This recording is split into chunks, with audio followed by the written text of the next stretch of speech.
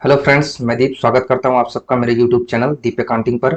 और आज की इस वीडियो में हम बात करेंगे टैली प्राइम के बारे में। और आज का हमारा ये जो टॉपिक है वो है, जैसे बहुत सारे अकाउंटेंट्स है या जो बिगिनर्स है वो पेमेंट और जर्नल एंट्री में जो आईटीसी का जो एंट्री करते हैं वो उनका कहना है कि वो उसको शो नहीं करता है जीएसटी का कंप्यूटेशन में। ये क्वेश्चन हमसे एक हमारे यूट्यूब व्यूवर ने पूछा था, जिनका नाम है देवाशीष चक्रवर्ती। इनका कहना है सर, टैली प्राइम में जर्नल एंट्री करने पर जीएसटी ऑटोमेटिकली कैलकुलेट नहीं होता है और जीएसटीआर 3B में भी ऑल अदर आईटीसी में शो नहीं होता है। इसका सर क्या सॉल्यूशन है, कृपया बताएं। सर इसका एक छोटा वीडियो बना दीजिएगा। तो ये वीडियो जो है हम उसी के लिए बना रहे हैं और उनके जैसे और भी व्यूवर्स के लिए। तो चलिए वीडियो स्टार्ट करते हैं। तो सबसे पहले हम टैली प्राइम को ओपन कर लेते हैं।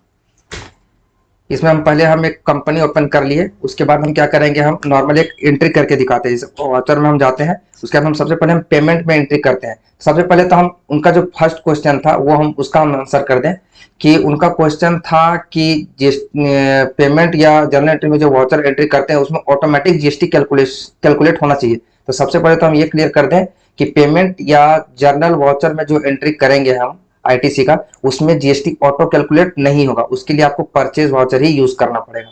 लेकिन हाँ, जीएसटी का जो कंप्यूटेशन है 3B वाला, उसमें आपको वो शो करेगा। वो कैसे शो करेगा हम वो दिखाते हैं। जैसे कि अभी हम नॉर्मल एंट्री अगर हम करते हैं बैंक चार्जेस का, तो हम नॉर्मल एंट्री क्या करेंगे, मान लीजिए 100 रुपया का है, उसमें हम डेबिट करेंगे सीजीएसटी। इनपुट 9 रुपया ले लिए, मान लीजिए यहाँ पे डेबिट कर देते हैं एसजीएसटी। 9 रुपया का इनपुट ले लेते हैं। मान लीजिए ये जून का एंट्री हम ले लेते हैं सपोज, ठीक है। ये नॉर्मल एंट्री हो गया। तो इसमें आपको कहीं कुछ शो नहीं करेगा क्योंकि यहाँ पे जीएसटी से कोई मतलब ही नहीं था इससे। अब हम क्या करते हैं, एक जीएसटी वाला हम इसमें हम एंट्री करते हैं। तो इसके लिए हम क्या करेंगे, एक अलग से सेपरेट लेजर बनाएंगे जिसका नाम होगा बैंक चार्जेस। इसमें हम समझने के लिए उसको हम @18% वहां पे लिख दिए, उससे कोई फर्क नहीं पड़ता है। अब यहाँ पे देखिए, यहाँ पे जैसे हम उसको जीएसटी इनेबल किए हैं, अभी हम उस लेजर के अंदर भी जाके दिखाएंगे कि क्या है। यहाँ पे आ रहा है purchase from unregistered dealer taxable. तो यहाँ पे आपको क्या करना है ना, यहाँ पे आपको कर लेना है परचेज टैक्सेबल। ये चीज आपको परचेज टैक्सेबल कर लेना है यहाँ पे, ठीक है। अभी हम इस लेजर के अंदर जाके आपको दिखाते हैं उसमें क्या क्या किए हम। यहाँ पे आएंगे, सबसे पहले तो इनडायरेक्ट एक्सपेंसेस रख लेंगे, ठीक है, क्योंकि ये हमारा खर्च है। इनडायरेक्ट एक्सपेंसेस में रख लेंगे। उसके बाद जीएसटी एप्लीकेबल करेंगे। यहाँ से हम इसको यस करके इसके अंदर जाएंगे। यहाँ पे हमको कुछ भी नहीं करना है। यहाँ पे देखिए, यहाँ पे अगर हम डायरेक्ट नेचर ऑफ ट्रांजेक्शन अगर हम परचेज टैक्सेबल अगर हम कर लेते हैं, तो इसमें होगा क्या कि परचेज टैक्सेबल हम जैसे ही करेंगे तो इसमें सिर्फ सीजीएसटी और एसजीएसटी वाला ही काम करेगा, फिर इंटर स्टेट के लिए वो काम नहीं करेगा। इसीलिए हम इसको भी नॉट एप्लीकेबल रखें, ठीक है। आप चाहे तो सेपरेट लेजर भी वैसा कर सकते हैं जिसमें आईजीएसटी अलग और सीजीएसटी एसजीएसटी अलग कैलकुलेट करें, ठीक है। तो अभी हमारा ये हम दोनों के लिए कॉमन है, इसलिए हम नेचर ऑफ ट्रांजेक्शन में नॉट एप्लीकेबल रखे हैं, ताकि हमसे वो जब जब एंट्री हम करें तब तो वो हमसे बार बार जीएसटी क्लासिफिकेशन में हमसे पूछे कि हमको उसका नेचर क्या है, ठीक है। उसको हम नॉट एप्लीकेबल रख दिए। टैक्सेबिलिटी में टैक्सेबल रहेगा, रिवर्स चार्ज नहीं है, ये सब नो रहेगा। उसके बाद आईजीएसटी में हम 18% डाल देंगे तो ये 9% ऑटोमेटिक हो जाएगा।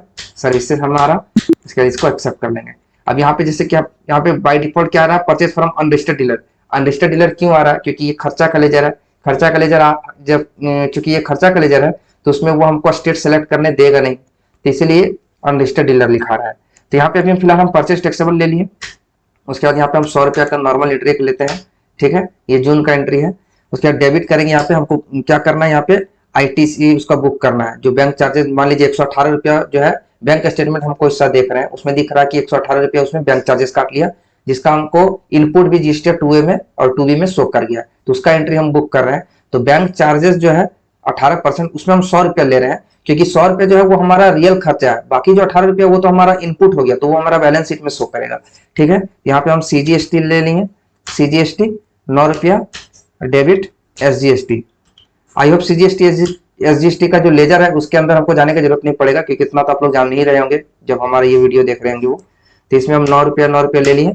उसके बाद स्टेट बैंक ऑफ इंडिया जो है, इसमें हम जैसे हमारा भी इसमें ये है, एक हम नॉर्मल सा एक बैंक ऐसे ही बना लिए हैं जिसमें हम स्टेट बैंक ऑफ इंडिया हम ले लिए हैं। आपको सभी बैंक ले लीजिए। अगर बैंक का अगर जीएसटी नंबर आपको मिल पाता है तो बैंक का जीएसटी नंबर भी आप जरूर डाल दीजिएगा। जैसे यहाँ पे हम यहाँ पे अभी कुछ नहीं डाले हैं, आपको जीएसटी नंबर मिले तो जीएसटी नंबर भी डाल दीजिएगा, ठीक है। उसके बाद इसमें हम नॉर्मल एंट्री करेंगे। इसको डायरेक्ट आप कंट्रोल ऐसे एक्सेप्ट मत कीजिएगा, एंटर करके आप आगे बढ़िएगा। उसके बाद देखिए यहाँ पे जैसे ही हम आए तो यहाँ पे एक ऑप्शन आ रहा है, the tax details are modified, Y से एक्सेप्ट, एन से बैक, ओ से ओवरराइट। तो यहाँ पे आपको एक्सेप्ट नहीं करना है, आपको यहाँ पे करना है ओवरराइड एक्सेप्ट विदाउट कन्फ्लिक्ट्स। ठीक है, तो आप वो प्रेस कर दीजिए, ये एंट्री हो गया एक्सेप्ट। ठीक है, अब हम एक बार GSTR 3B को कंप्यूटेशन चेक करते हैं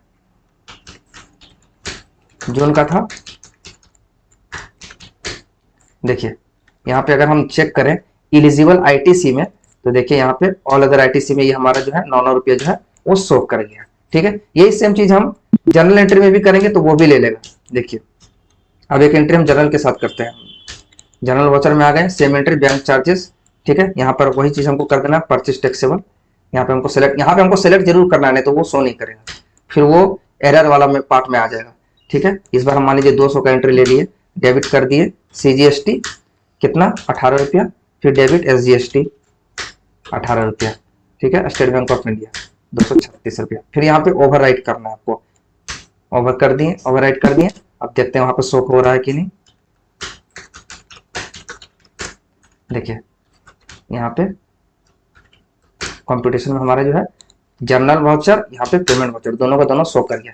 ठीक है, तो ये तो हो गया नॉर्मल एंट्री, जिससे कि आप वहां पे तो आपको ऑटो कैलकुलेट नहीं होगा, बट यहाँ पे आपको GSTR 3B का जो कंप्यूटेशन है उसमें आपको शो कर जाएगा। लेकिन मेरा मानना है अगर आप GST में एंट्री कर रहे हैं, पहले क्या अकाउंटिंग होता था कि आप खर्चा वगैरह जो जो होता था उसमें हम मान लीजिए जर्नल ये पेमेंट वाउचर यूज कर लेते थे। अभी क्या है कि GST का एंट्री कर रहे हैं, तो GST मतलब क्या कि गुड्स या सर्विस हम कोई सा भी चीज परचेज करें उसको सिर्फ और सिर्फ परचेज वाउचर में मारिए, वो ज्यादा बेटर होगा। उसमें क्या होगा कि आपको GST कैलकुलेट भी कर लेगा। चलिए हम करके दिखाते हैं इसी बैंक चार्जेस का एक एंट्री। वाउचर में आ जाएंगे, F9 प्रेस करेंगे, परचेज वाउचर आ गया। सप्लाई इनवॉइस नंबर आप अभी छोड़ दीजिए, यहाँ पे देखिए पार्टिकुलर शो हो रहा है क्योंकि ये जो है हमारा खर्चा है।